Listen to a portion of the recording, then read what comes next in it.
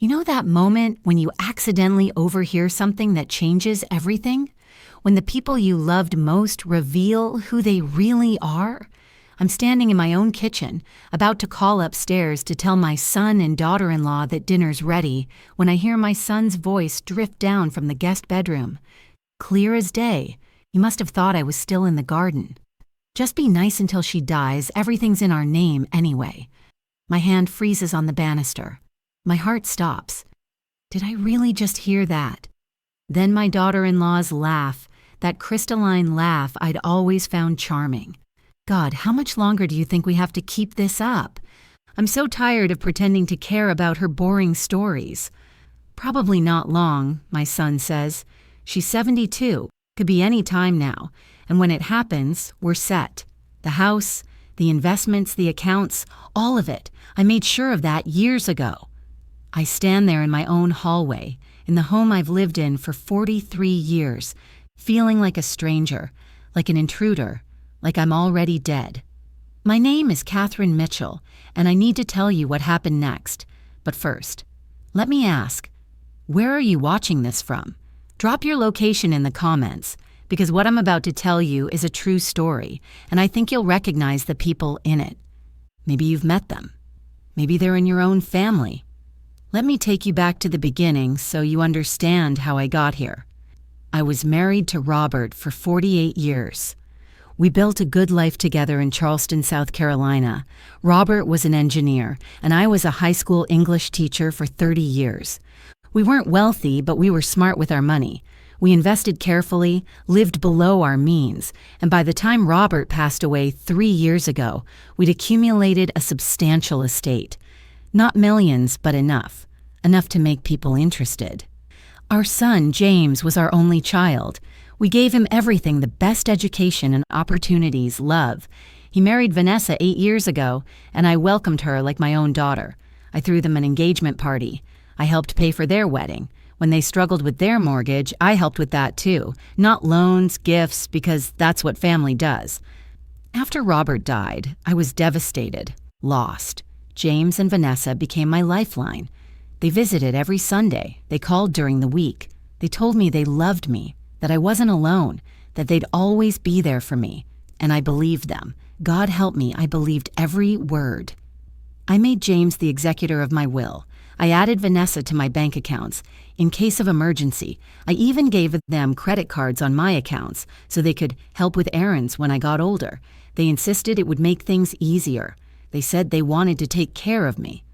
I thought I was being practical, prepared. I was being a fool. That night, after I heard them upstairs, I didn't confront them. I didn't march up there and demand an explanation.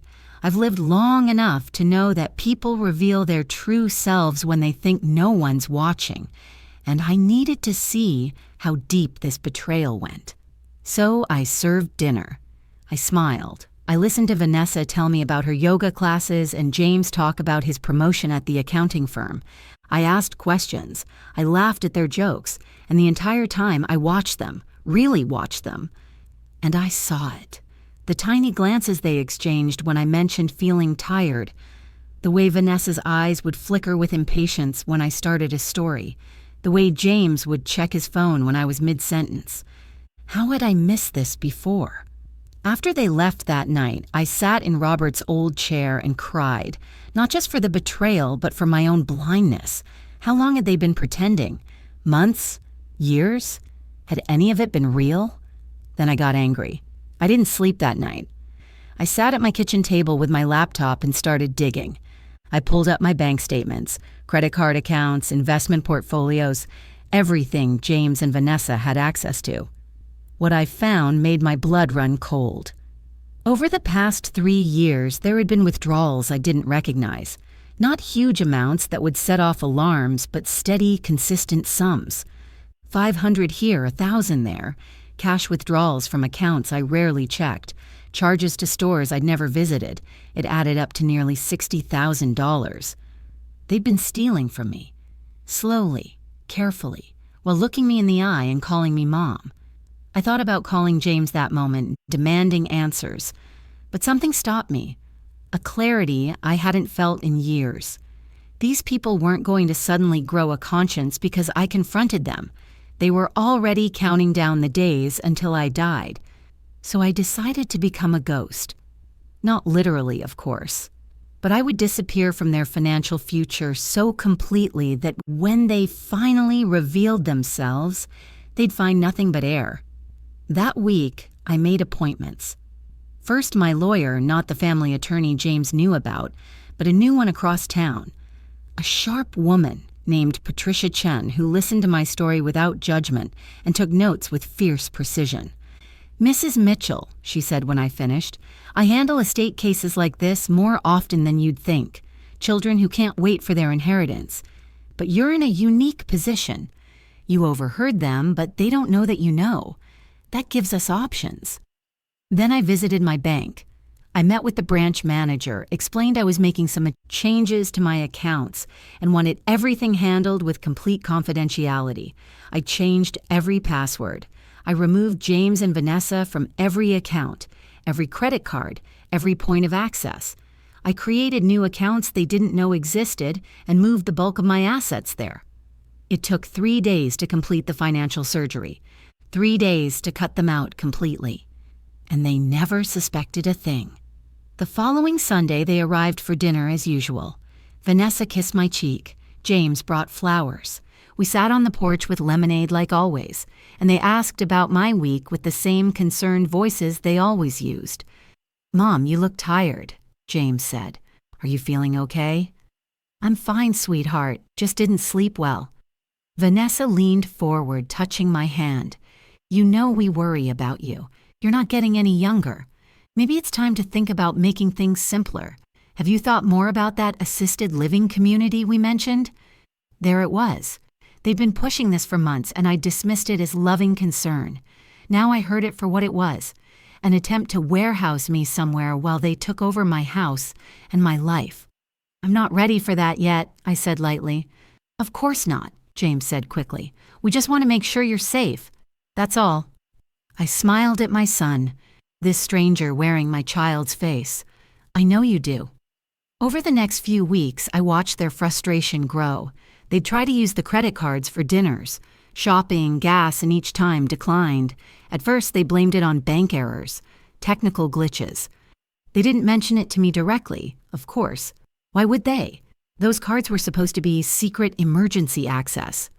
But I heard Vanessa on the phone once, arguing with a credit card company. "There must be a mistake. This card has always worked." I also noticed them watching me more carefully, studying me. Were they worried I was getting suspicious, or just impatient for nature to take its course? Then came the vacation. One Thursday morning, James called. "Mom, Vanessa and I are thinking of taking a trip, just a long weekend. We've been working so hard and we need a break. Maybe Savannah. Would you be okay alone for a few days?" "Of course, dear. You two deserve it." "Thanks, Mom. You're the best." I hung up and waited, because I knew exactly what they were planning. They were going to use my credit cards, the ones they still thought they had access to fund their romantic getaway, a vacation paid for by the woman they were waiting to die. Patricia Chen had advised me to let it play out. "Let them expose themselves," she'd said. "The more evidence of their intentions, the stronger your position." So I let them make their plans. I let them book their beachfront hotel, their fancy restaurants, their rental car. I imagined them congratulating themselves on their cleverness, on how easy I'd made it for them.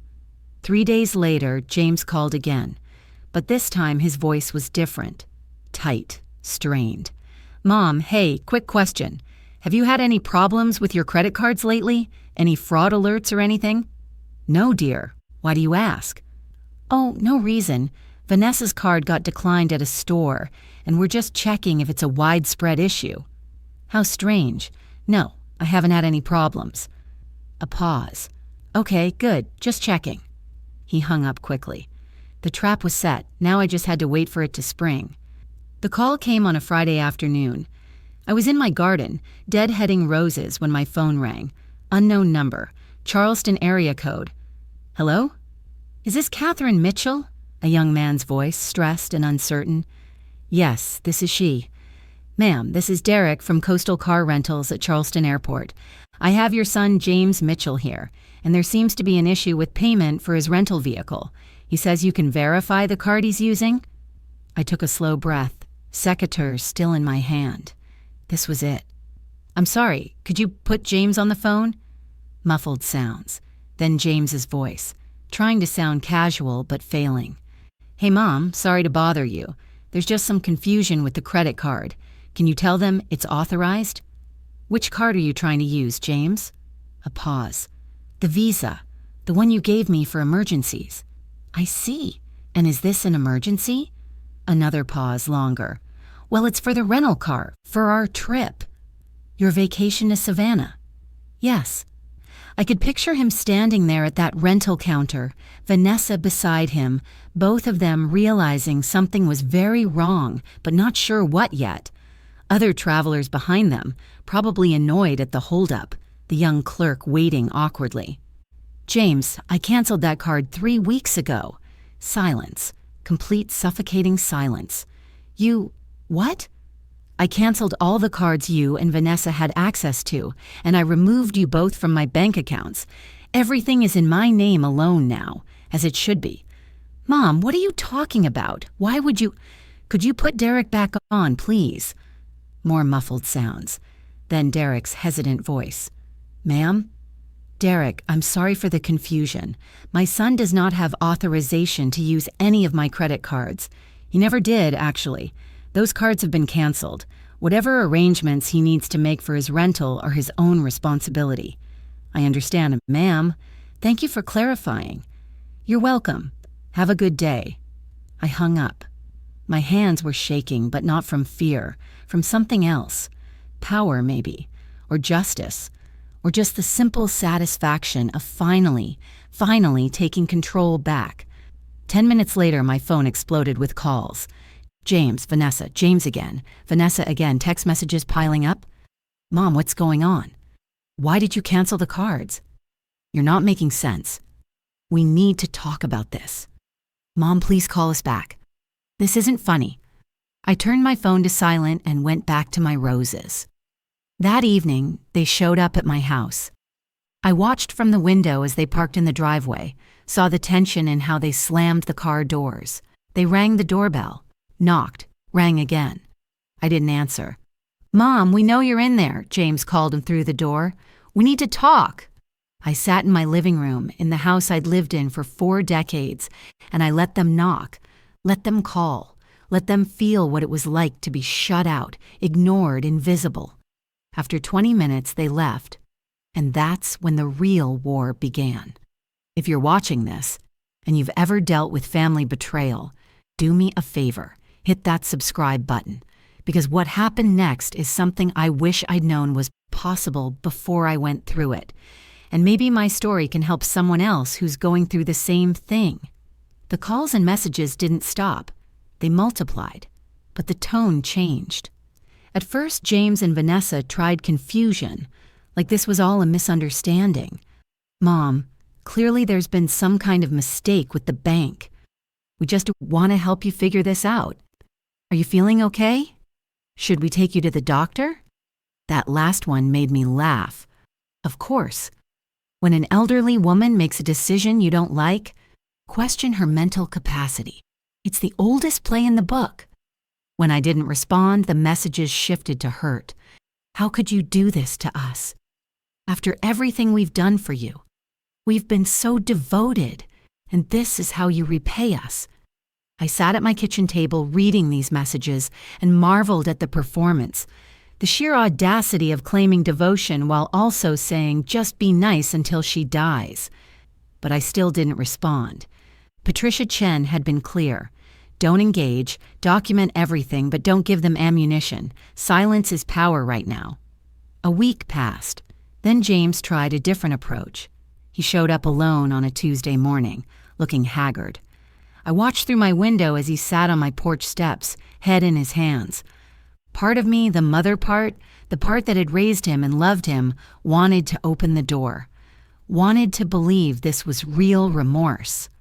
But I remembered his voice on that speakerphone. Just be nice until she dies. He knocked softly. Mom, I know you're angry. I know something happened. Can we please just talk, just you and me? I stayed silent. Mom, please.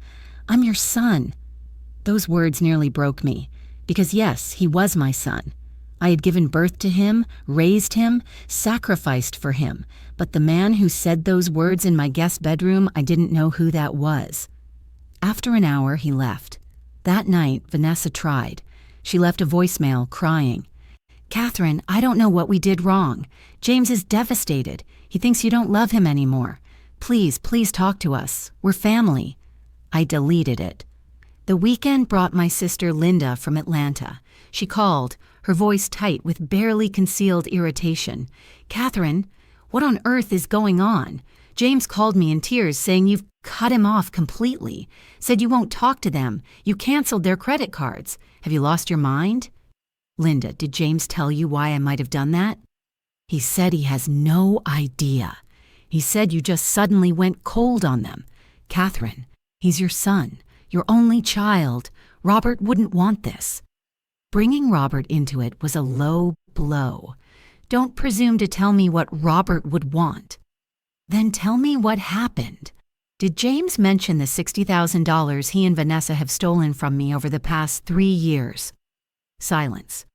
Catherine, that's a serious accusation. It's not an accusation, Linda. It's documented fact. I have bank statements, credit card records, everything. They've been draining my accounts while pretending to care for me. Maybe there's an explanation. The explanation is that they're waiting for me to die so they can inherit everything. I heard James say it, word for word. Just be nice until she dies. Everything's in our name anyway. Another silence, longer this time. You heard him say that? Yes. Linda's voice softened. Oh, Catherine. So please don't tell me I'm overreacting. And please don't tell me what Robert would want. Robert would want me to protect myself. After I hung up with Linda, I felt the loneliness settle in. Because that's what they don't tell you about standing up for yourself. It's isolating. Even people who should support you will question whether you're being too harsh, too unforgiving. They'll pressure you to reconcile because it makes them uncomfortable to watch a family fracture. But I wasn't fracturing the family. James and Vanessa had already done that. I was just finally seeing the cracks. Farki. Patricia Chen called with updates. We were building a case, she said, documenting the unauthorized withdrawals, compiling evidence. She'd also drafted a new will one that would ensure James and Vanessa got exactly what they deserved. Catherine, I need to ask you something, Patricia said during one of our meetings. Are you sure about this path?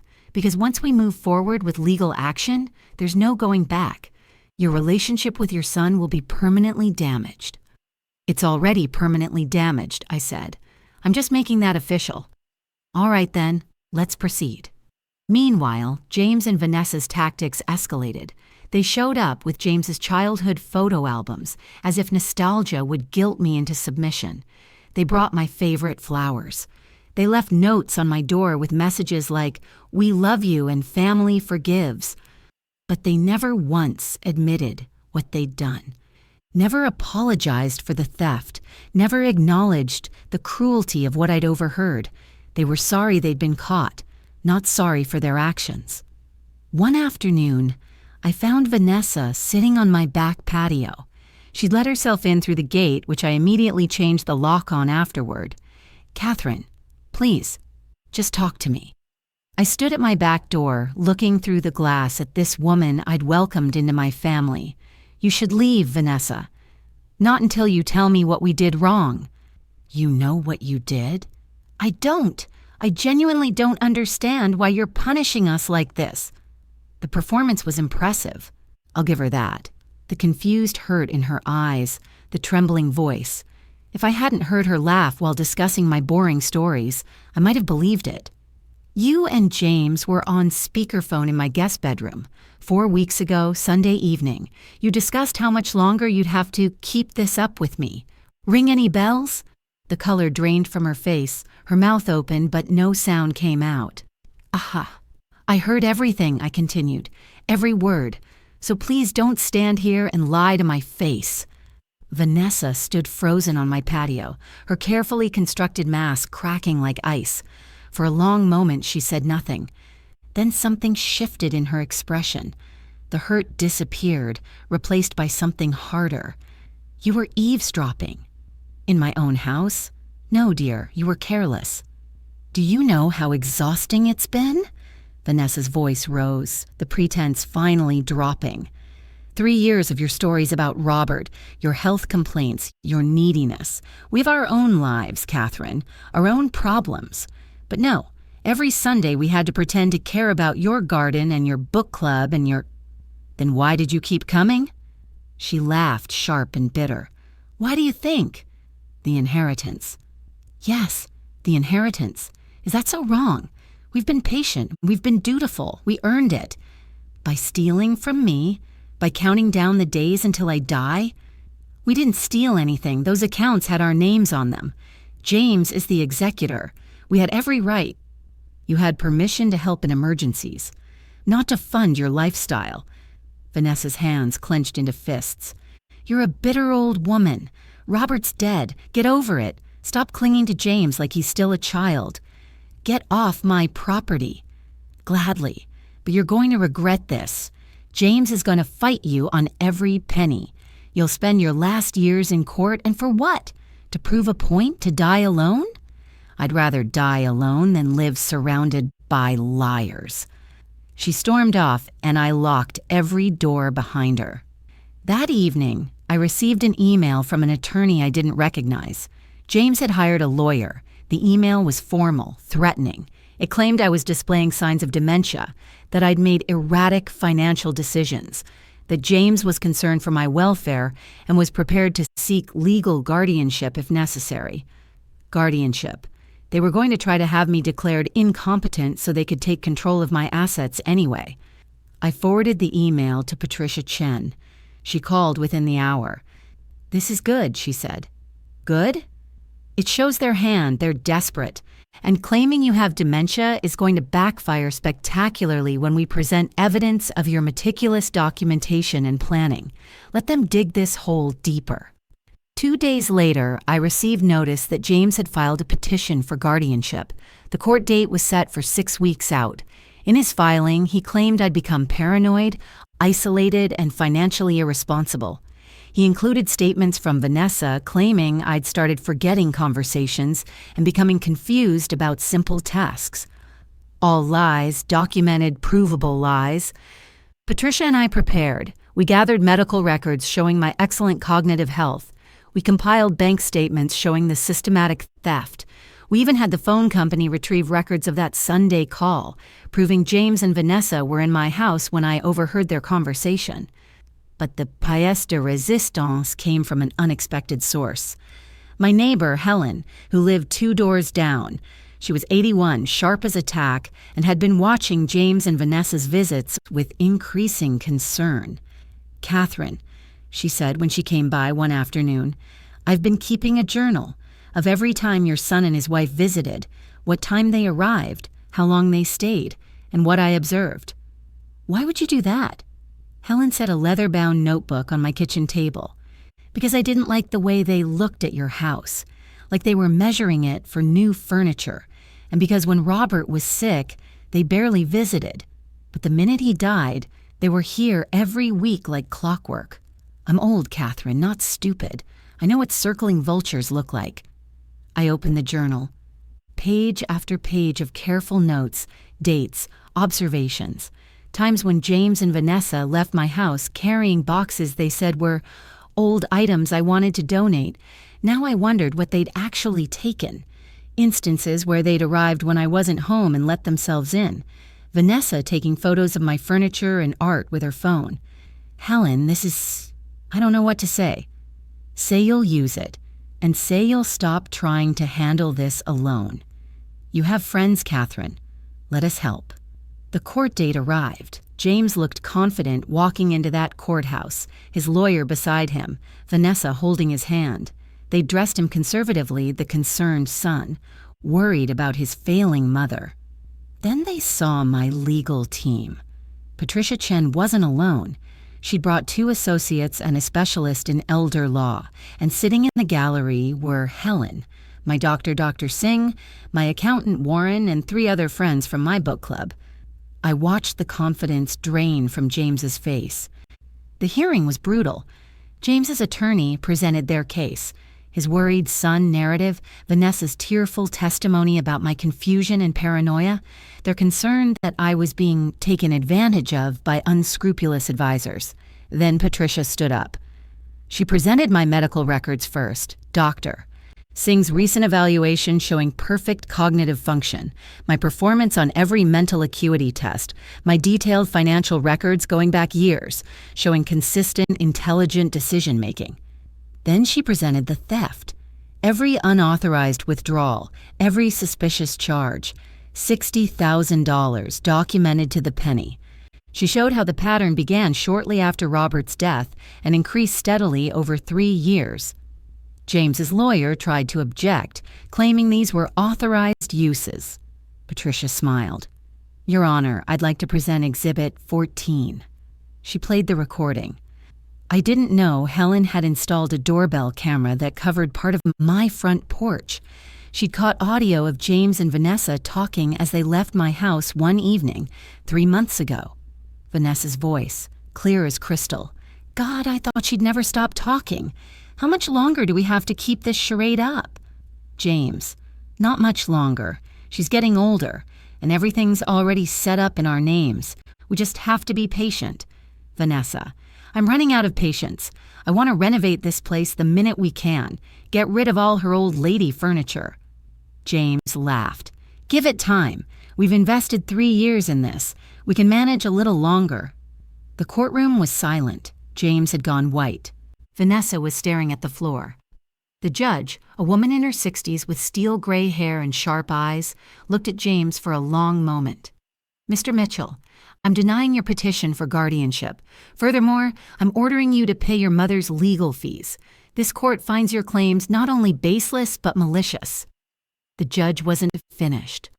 Additionally, I'm referring this case to the district attorney's office for potential criminal charges related to financial exploitation of an elderly person. This hearing is adjourned. James stood frozen as the reality crashed over him. The guardianship denied, potential criminal charges, his entire plan unraveling in real time. He turned to me, his face contorted with anger and desperation. Mom, you can't. I'm not your mom anymore, I said quietly. A mother's child doesn't wait for her to die. A mother's child doesn't steal from her.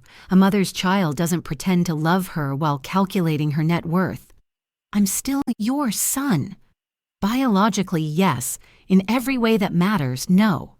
Patricia had warned me this moment would hurt, that no matter how betrayed I felt, seeing my child's face crumble would cut deep.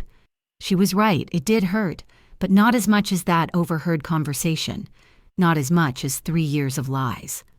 Outside the courthouse, Vanessa grabbed my arm. You vindictive bitch, you've ruined us. I removed her hand calmly. No, Vanessa, you ruined yourselves. I just stopped enabling it. That money was as good as ours. James is your only child. Who else would you leave it to? Anyone. Everyone. Literally anyone else in the world. Animal shelters, libraries, a scholarship fund in Robert's name. Why would I reward you for your cruelty? She looked at me with such hatred that I barely recognized her. This woman I'd welcomed to family dinners, whose birthday I'd celebrated, whose career struggles I'd listened to with sympathy. Had she always hated me, or had the money turned her into this? I would never know. And I realized, standing there on those courthouse steps, that I didn't need to know. The why didn't matter anymore. Only the what. And what they had done was unforgivable. The next week, I met with Patricia to finalize my new will. Everything I owned would be divided between several charities, a scholarship fund for underprivileged students studying English literature, and equal portions to my friends who had actually shown up for me. Helen received the antique writing desk she'd always admired. My book club friends received amounts that would make their retirements more comfortable. James received $1. The will specified exactly why. To my son James Mitchell, I leave $1 so that he may not contest this will by claiming he was forgotten. He was not forgotten. His betrayal, his theft, and his eagerness for my death are why he receives nothing more.